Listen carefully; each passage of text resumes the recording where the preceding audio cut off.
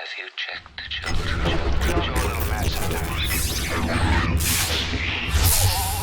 Hi, I'm Chucky. Wanna play? Sometimes that is better. You're gonna need a bigger boat.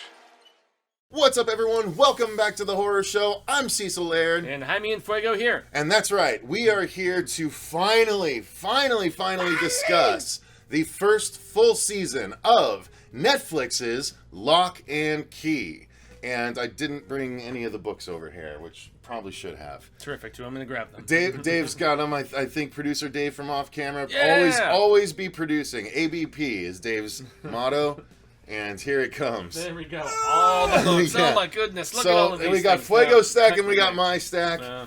Locke Ah. Key, you guys. Meta. Wow. Yes, So it is a much. 6-volume series plus some one-shots afterwards. Mm-hmm. It has been made into, I would say the first 3 volumes have been made More or into less. the first season of Locke Key. Although and it does cherry pick from pretty much bits from all 6. kind of. So we're going to go ahead and talk about this season, you guys. This is going to be our non-spoiler discussion. Then we're going to do a full separate spoiler discussion. Yes, this is dropping the day the show drops. Why are we able to put up reviews this quick? Not certainly because we were given review copies early. No, Would've been nice. because Fuego and I took the day off work and we started binging this thing at 8 a.m. We just finished. It is 5:38 as we record this, so it is absolutely fresh. And we are going to do both a non-spoiler here and a separate spoiler discussion afterwards. Yeah, over there, which that'll be in the end screen after the episode, and so you can check that out afterwards if you want. But let's get into this. We're going to do this review like we do all of our reviews, which is we're going to talk about our overall thoughts, then we're going to talk about the story, the acting, the effects, the score, the cinematography, all of that good stuff we're going to hit in turn. Bring it. But let's start with the overall thoughts. And I will say, I'm going to do my absolute best to not judge this in a comparison fashion because very rapidly I decided to adopt the mentality of this is a Elseworlds story for me. As a DC Comics fan, primarily, I do like some Marvel. I like a lot of independent, but primarily I'm a DC Comics boy. And the best way to explain this is an Elseworld version of Locke Key. Fuego would say that this is another turn of the wheel. This Exactly. is another version of Ka or whatever, right? Yeah, well, it's like a twinnerverse, you know. Twinny. It's a twinny. Yeah, exactly. And so it's not going to be exactly like the comic that we experienced, but it is definitely, it has enough similarities, even though there are certain 100%, beats that yeah. are thrown around, put out of order. I mean, if you want to have a show that you love the source material like I did, and then they took the approach and just kind of shifted some things around, mishmashed some things, it almost takes the Preacher approach, is the way that I would describe it. I would say it's more successful than Preacher, at least in this first season, because the first season of Preacher was a little bit rocky. Yes. But this Agreed is smooth from the start, and so what I was gonna say is it's different enough from the comics that it is its own thing and enjoyable very much in its own way. So I have to say I really liked it quite a bit. I was very concerned as a huge fan of the comic series. I literally have the first full 2 series in single issue format, and then I switched over to hardcovers after that, but I was on board from the very beginning of this whole thing when it started back in 2008 when Joe Hill and Gabriel Rodriguez created it with Jay Photos at the coloring and Chris Ryall, I believe, doing the lettering, if I'm not mistaken. Or no, not the lettering, but he was also a part of it. So yeah, please, by all means. Yeah. Okay, letters, Robbie Robbins? Robbie Robbins, yeah. Okay, and then what did Chris Ryall do? He was the editor, He was right? the series editor. Series correct, editor, yes. okay, cool. So, yes, those are the guys all involved in the actual book, but this is it's not a 100% faithful representation. It does its own thing, Very much. but it does it very, very well. And I think part of that is because Joe Hill, the original creator, stayed on to write this as well, right? Co-write it. Yeah, well, he was, I'm assuming, in the writing room, because each individual episode is written by different people. Joe's not involved with any of those actual episode scripting, but, you know, it's almost like, okay, story by so-and-so. Well, he's given and then, credit in almost all of them for different, you know. at the beginning, Yeah, you know. yeah, that's true. Yeah, so each individual episode almost Did it start like to fade off? I didn't start to pay attention if it started to fade off. as in what the... As in his name started to disappear? It wasn't in all of them? Well, I mean, it was abbreviated introductions, you know, once Yeah, they got that's into later true. episodes from the season. And that's the Netflix mentality, you know, they give you, like, the full credit sequence for the first one, and then if you want to watch the full intro, I mean, but you don't necessarily have to anymore, which is something that they've gone on to do. Sorry, continuing my overall thoughts were, I think that this show was very successful. It told its own version of the story. Yes, it's different from what I got before, but it's not bad or by any stretch of the imagination. It's still really enjoyable for what it is. It's not quite the same thing. It's not as horrific, but it still maintains the darkness. I was under the impression that this was going to be a much more fantasy, you know, focused telling of the story, and I can see why some people say that, but at its core, it's still the Locke Key story. And I really like it for that, and I like how they portrayed this. Yes, it's different from the comics, but I don't think that detracts from this series at all. I think all 10 episodes were strong. I personally think Head Games was the strongest episode number 3. Two or three. But I think that all of them were very good for varying reasons. But I really dug the series. I didn't love it as much as the comics, but I still think for a show, it's really engaging and really well done, and I will be there for future seasons. Totally. So yeah, if we're going to talk overall thoughts, I enjoyed a good lot of it, but I definitely didn't love it. It's basically, I knew the R rating to PG-13 rating was going to transpire. I knew that despite the fact that there is a heavy focus on horror at times in the book, that the fact that there is so much fantasy, it was eventually going to dominate the proceedings. And really, at the end of the day, it's more so about the drama between the Locke family and then the extension of them with other people in Matheson, as it's called now, as opposed to Lovecraft. And I didn't like some of the interactions very much, you know, from love interest changes to different friendship stuff and whatnot. You know, effects good for the most part till we got too CGI heavy. There's a lot of flip-flops of changes, and just, I don't know. I had mixed feelings about certain things, but I felt like the kids especially were fantastic, you know, and we'll get into all of the rest of it the rest of the way. So again, I'm gonna forewarn now for both of us that we need to do this as a review of the show, not as a comparison with all the changes and stuff. Yeah.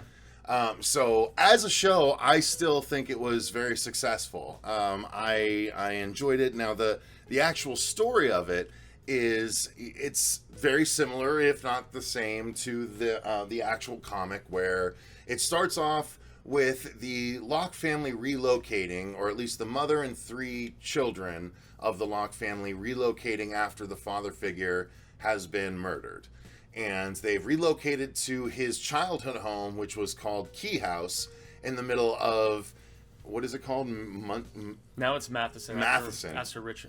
Originally it was Lovecraft, Massachusetts. So now it's Matheson, and why was the reason for the change again? It was Joe's decision, apparently, and he said that upon further review of some personal aspects of HP, he wanted to change it to somebody he holds in higher regard now, as does his father. So okay. Yeah.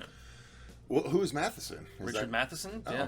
What did he do? What does he do? He did Duel. He did, you know, okay. The Last Man on Earth, which was the Omega Man and the Will Gotcha. Smith adaptation. I didn't realize that. Okay. Yeah. Okay.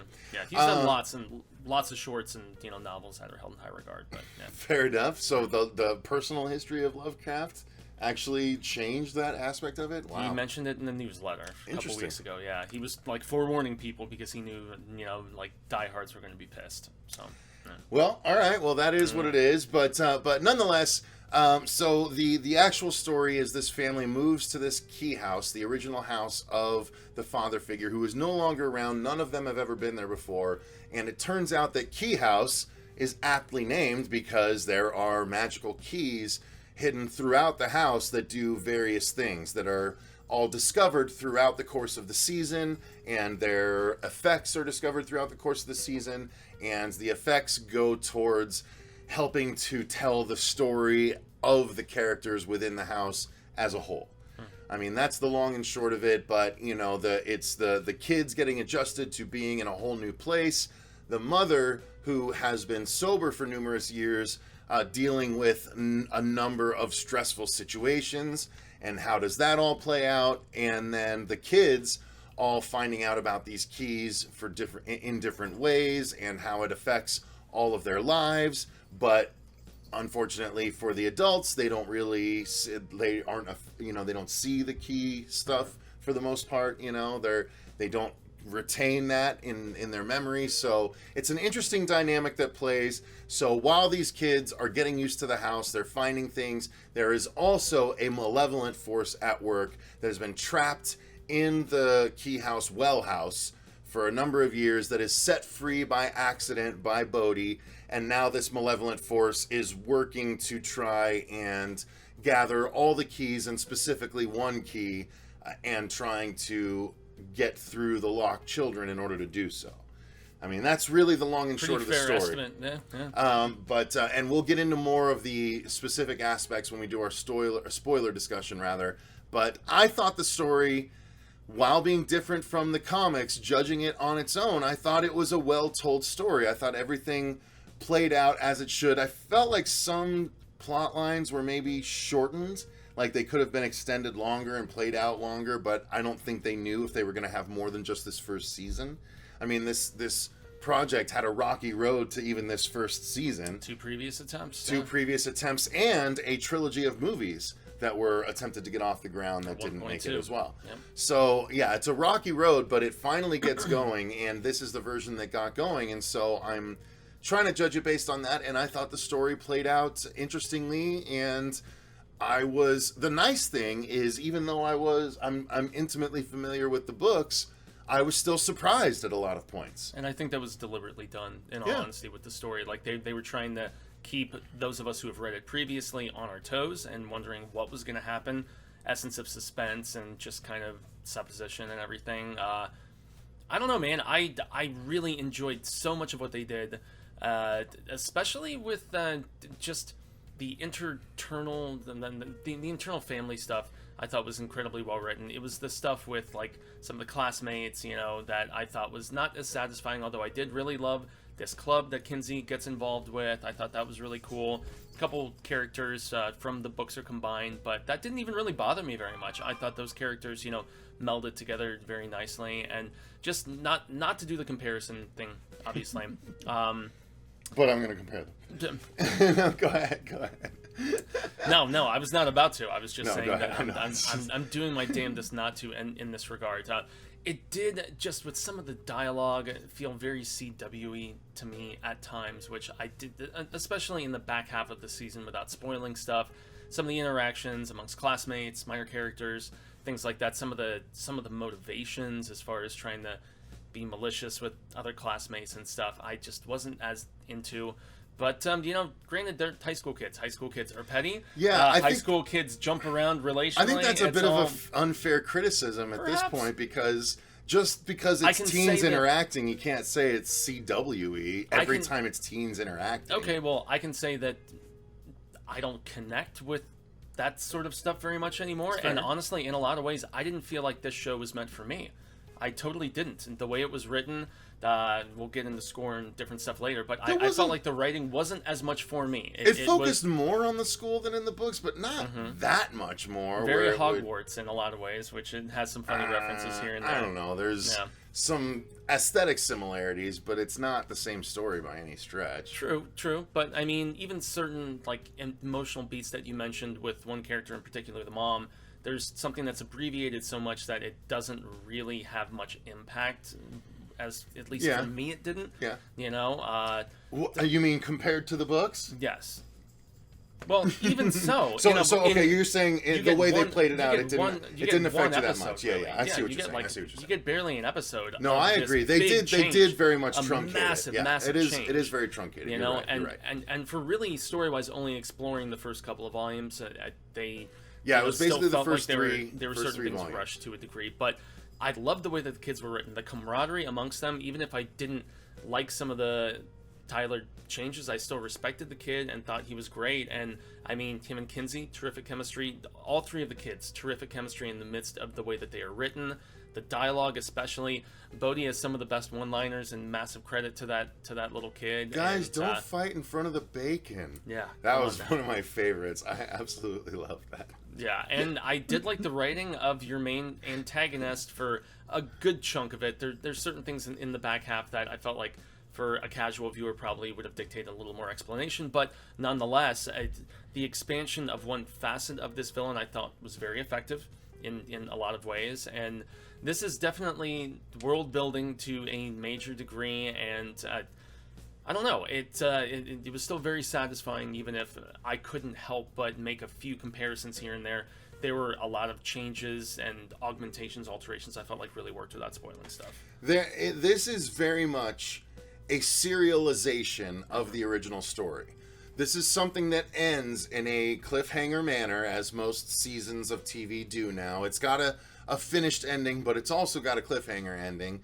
And I ultimately liked what they did because they had to do things differently. Like, they could have just done exactly what's in the books, but then it would never go beyond 2 seasons.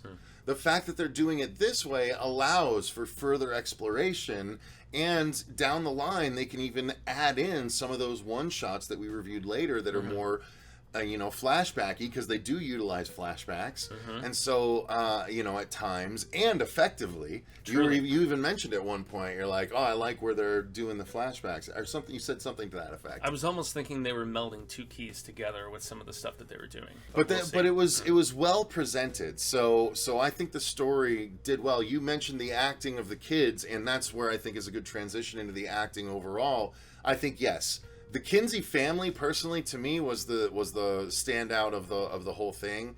Specifically, the kids were really tremendous. I liked Tyler. I don't know what your beef with Tyler is, but I thought he was a really good Tyler. I thought his performance was good. It was the motivation of his character at times that I just didn't. It wasn't like, as clearly motivated like by the death of his father, but yeah. But still, I still think he was convincing enough in the role that he was written. Oh, yeah. I'm not saying his acting was bad. I was saying that I didn't like the way his character was written in this one as much.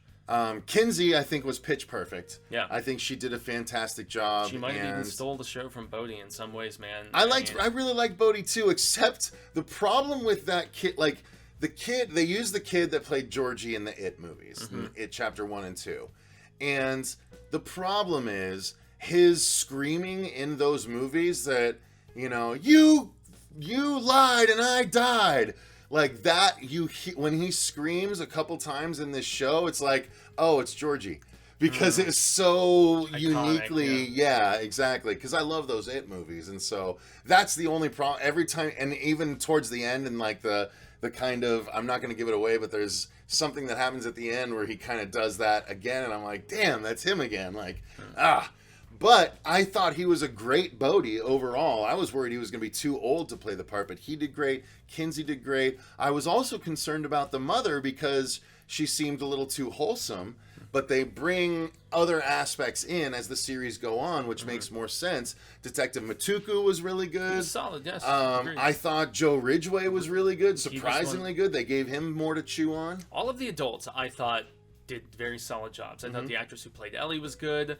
We don't get as much from Erin. She is in this though, but she's institutionalized at this particular point. It was really a lot of the high school students that just got me into that frame of thinking and stuff. And just, it was their interactions. It was some of the dialogue. Although I must say, Scott, I really liked. I thought the melding of him and the Jamal character, more or less, from the comic book, really... They basically mashed up 2 characters from the comics. Scott and Jamal, they made him the same character. Yeah, and like, not even that, though. He's his own individual, interesting character that after a while, from his banter that seemed very different from the Scott in the comic books, he's still, for me, the best of the supporting players and the friends from the school. I thought he's really solid. Regrettably, I can't say the same about Jackie. I felt like her character was just very normal, like, nice, girlfriendy type. She you was know? just something for Tyler to play against rather than her own character. Yes, I totally agree with you there. And I mean, even as I was watching her, I wasn't even thinking as much because they took some of her attributes and put them on this other character who becomes part of the clique later on. But yeah, I was just like, okay, she's just kind of there, you know, and not as I can see that. Yeah, nowhere near as interesting. But then again, that's maybe more so to the writing and the backseating of certain characters and certain storylines in comparison with other things that were focused upon. So, you know, writing aside and back to the acting, I still thought that everybody did a very solid job with what they were given.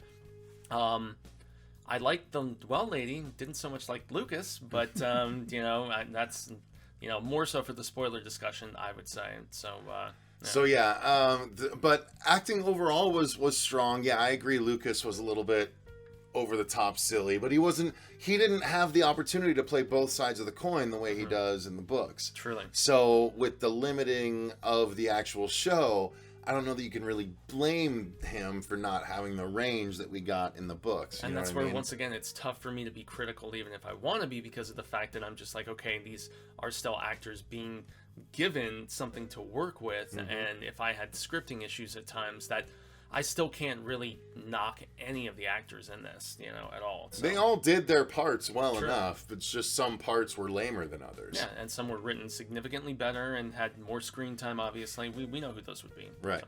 So, getting into the, I guess you want to do the cinematography or the effects? What do you want to do? And you can just kind of tag team those, I suppose. Well, let's do cinematography first. So I know you love the look of this stuff. I did. I love the look of it. I thought everything was presented very beautifully. There was there was a lot of kind of Harry Potter presentation to some of this stuff, especially when the ghost versions of some characters are flying around. It was very reminiscent of Harry on the broom flying around Hogwarts and stuff.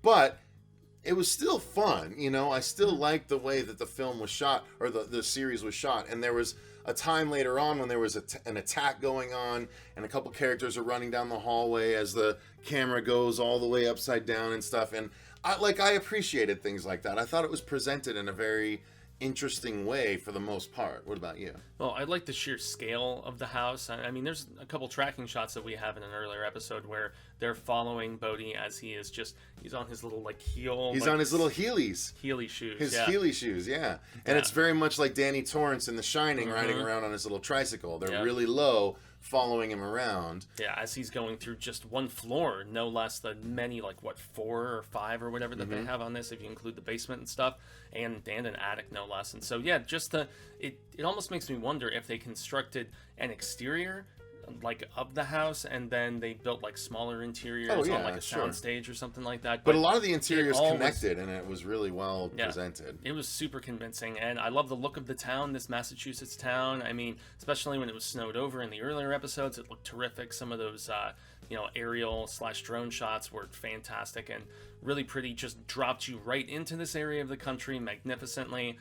And there's, the stuff in the cave was where I felt a little bit more like, okay, I'm watching TV, budgetary constraints and stuff like that, but it was still relatively convincing. And just some of the side shots of when they were walking down into the cave were really dope. So I don't know, at times it showed its budget and the fact that it is TV, but then at other times it was so majestic and escapist that I have to give them major credit for doing such awesome work for most of it, I guess. So, well, I think it's definitely worth talking about the production design, because the key house itself was gorgeous. Yeah. It was obviously constructed because, as Fuego pointed out early on, even the pillars outside the house are constructed in a way where it looks like keys. Yeah. And it's really, really cool. The interior is done well. All the rooms are made in such a way where they can be connected for certain really cool shots. The well house is gorgeous.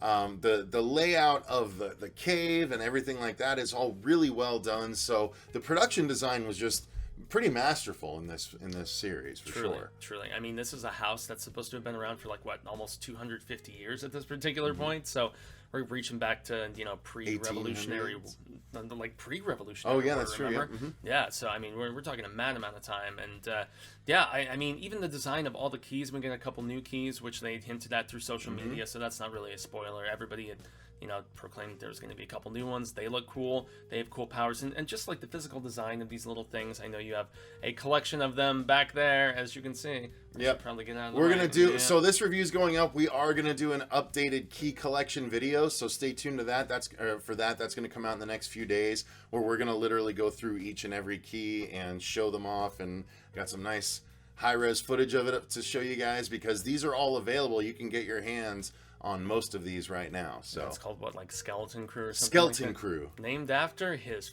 father's second collection of shorts, which is fun. Okay. But yeah, man, I mean, even that new head key, which becomes a big time crux of the storytelling in this first season, like just the actual, like, it looked more like a cranium than just like, like a side profile view. It actually Yeah, it had was a more 3D circular elements, and stuff. So yeah, all of the physical keys look dope. And yeah, I mean, the design of the house's interior too, it was very gothic and stretching back like hundreds upon hundreds of years. And yeah, the drawing room and all this different stuff, it was very cool, ambient, and it set the mood significantly for a story, for basically a house with so much history to tell in its story. So now, let's briefly talk about the sound and the music. So the sound was well done. There was a lot of sound design, especially when it comes to the well portions and things like that. I thought the sound design was done well. Whooshing around of the ghost, Yeah, when exactly. Logan I makes the liked all of that. transition. But the score, I noticed it a few times, like, oh, that's cool, that's kind of cool. But it was largely kind of blank, I gotta say. I didn't notice the music a lot of times. And then there was one particular pop song used in the 9th episode that was a Billie Eilish song that I was like, I heard the opening tone and I'm like, really? Is that gonna be? And then the song started playing, I was like, oh. And then when you match up the song with what's actually happening on screen, I was like, oh yeah, I totally see why they did that. Sense, yeah. What about you? Sound and music? Yeah, I mean, sound, just from like the burning of this new like matchstick key or whatever the heck they call it. It's basically a fire key, and just the infernal, just flaming sound of it. Very cool. I mean, really, the utilization of so many of the transformations and all of that stuff, and like the creaks of the house, and even other houses. When their mother shows up at Ridgway's house at one particular point, and she walks into the home, and then she hears like the creaking of boards as in somebody else is walking around in there. Those little like nuanced, subtle touches were really awesome. But this is where I felt my age in a lot of ways, because a lot of the music felt very much like what the stuff I'm not into, and that yet a lot of my nieces, people that I know that Stuff are that's on the CW? People that are significant, not even that, people that are No, significantly it probably younger, is, though. as far as like weird derpy electro stuff. There's like Derpy. the derpy electro pop. Like there's a couple different montage-y type sequences, in fact. And then there was also this one kind of hip-hoppy industrial sequence where this one character is trying to break out of a situation, and I didn't like that. And I honestly really, a lot of the original songs did not like at all in this. They were very off-putting for me, and just not meant for me, man. And that's fine, but it threw me out of the narrative a little bit, where I was just like, oh, okay, sure, but it's obviously meant for an audience that is into this sort of thing, and so I'm not here to talk smack, but yeah, I just did not like a lot of the original music. I did like the Eilish song, but and it was very befitting in that particular. You didn't like a lot of the original music, or a lot of the music that was used from pop culture? Well, those are original music is original music used for the actual score. Not necessarily. We can have original songs by artists that were used in the film, so they weren't part of the score. They were. I think that's a original confusing songs. way to put that, though. Okay. Well, if you 'Cause were original basically- music if you is were thinking usually- score versus soundtrack. Yeah. The soundtrack I didn't like. Okay, I that's did not different. like Yeah, the that's soundtrack. different. Yeah, the yeah. score I enjoyed and thought Okay. was very just fantasy, house with the clock in its walls, Harry Pottery sort of whimsy and stuff. I mean, the score I liked. The use of songs from like original artists and stuff I did not like. Okay. It was off-putting and it took me out. Fair enough. Yeah. Fair enough. Now let's finally dive into the effects. I think that's pretty much the last thing we have here before we get into our spoilers. True. So effects-wise, I will say that I liked it for the most part. I'm still not sold on the way they portrayed the ghosts in this. Neither. It's too particle effecty. It looks almost like they're swimming underwater in the air. And quite frankly, I think the way they did it in the Fox pilot from 2011 was a more effective way to do it. Ways back at this point. Unfortunately, yeah. So I think it was just a little too showy, the ghost stuff. I liked everything else. Really, that was the only thing I pretty much had an issue with. Yeah. But that was the only real super effecty aspect of the show. Oh, that's not true. There's shadow stuff. That's what I was going to say. There's That's shadow stuff because you see one of the episodes is called Crown of Shadows. That is the 3rd volume of the series. That's how we can say for sure that there are 3 volumes in this first season. But yeah, some of that stuff is a little bit iffy as well. So there's some shadow stuff towards the end, and then a couple like a little thing that's excuse me, not great. I'm allergic to not great effects. But yeah, I don't know. Effects for you, Fuego? I have similar complaints. It seemed very, especially when Bodhi's flying around and stuff, and it seemed very almost like Polar Express, like, the stuff that Zemeckis has done where he was doing the full-on capture of people and doing that sort of thing. That's kind of the vibe that I got. I also did not like the look of the Shadow Ghost. It was too CGI at times, but then there were other times where it looked, pretty spot on, but then yet when a relative is encountered, it's not in the same vein as how Bodhi looks. I don't know if that's because of the fact that he's still alive and he encounters a very old relative who has been dead for a long particular time, and they just looked like they had kind of an aura around them. But well, he said it's different. Well, it's different when you're actually dead versus when you're just playing dead, I guess. Yeah.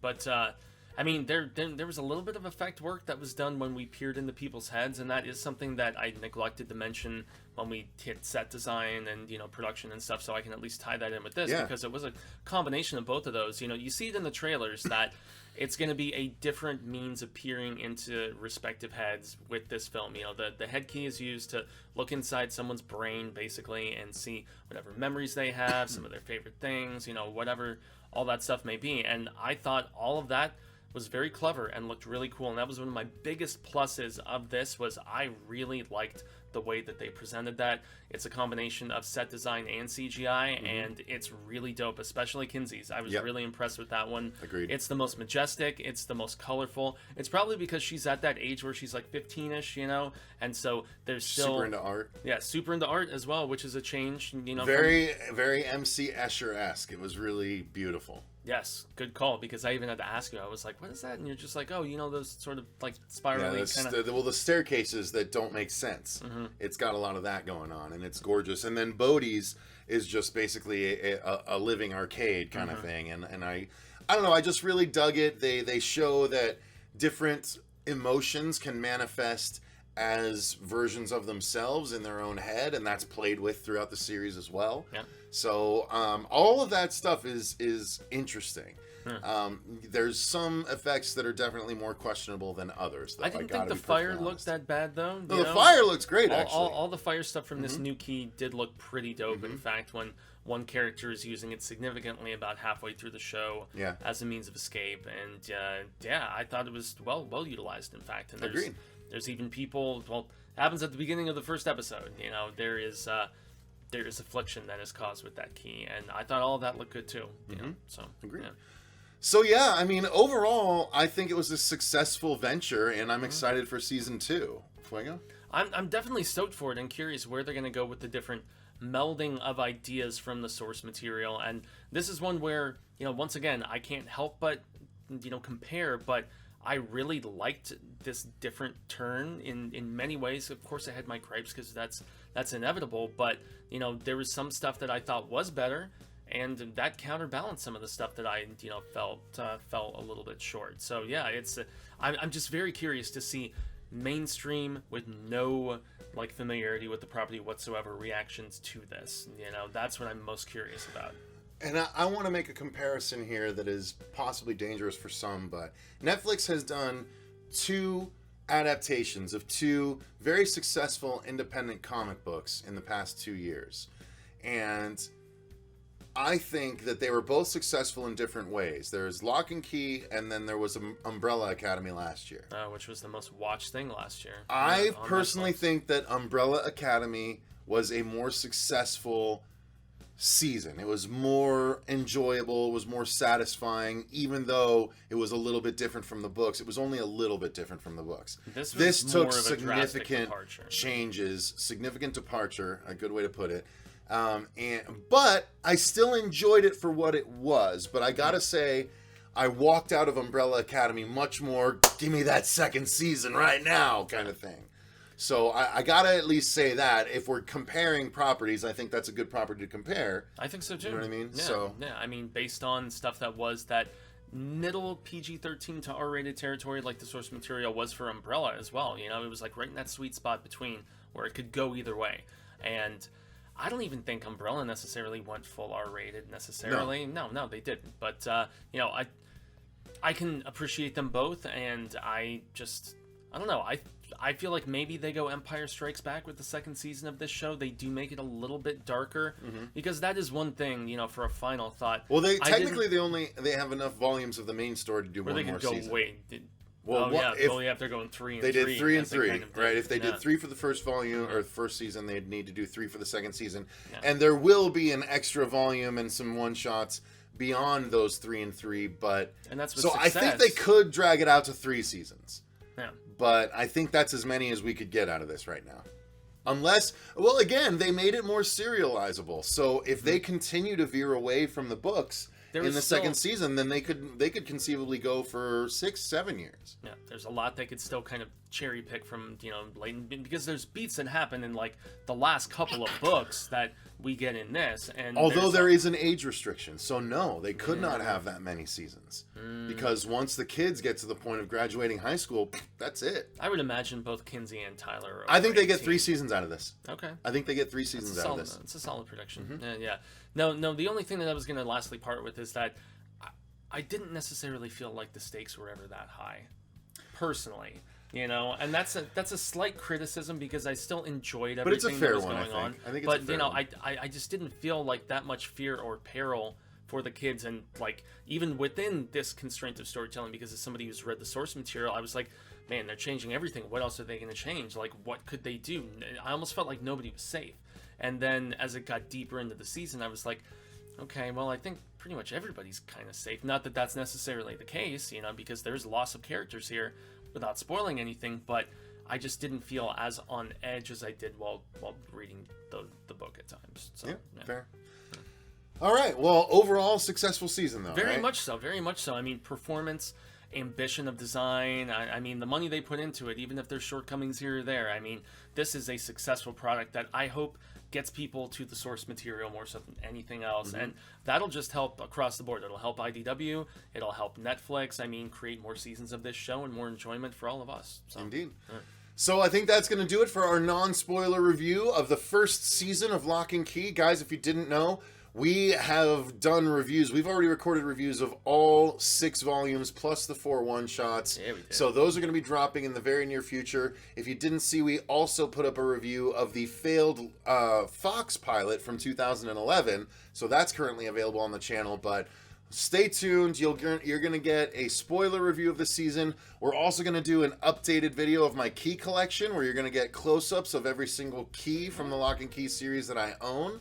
And then we have a interview with Jay Photos, who is the colorist of the entire Locke Key season, or series rather.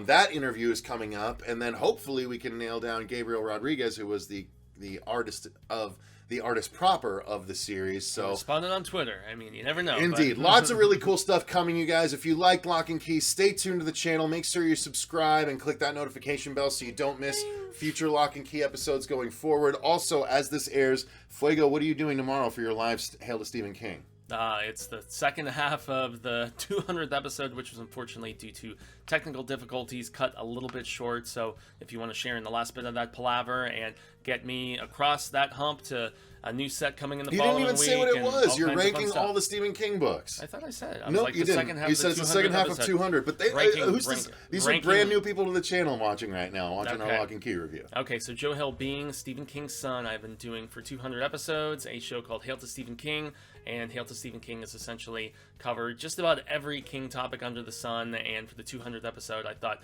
what better than to count down every single published major book of his ever written, and the first half, well, first 2/3 more or less were done last week, and we're going to return to it, tomorrow at 4 p.m. Pacific. So, yes, check it out. Saturday, February 8th. So, there you go. All right, guys. So, thanks very much for watching. Until next time, I've been Cecil Laird. Gracias, Jaime and Fuego. And remember, stay scared.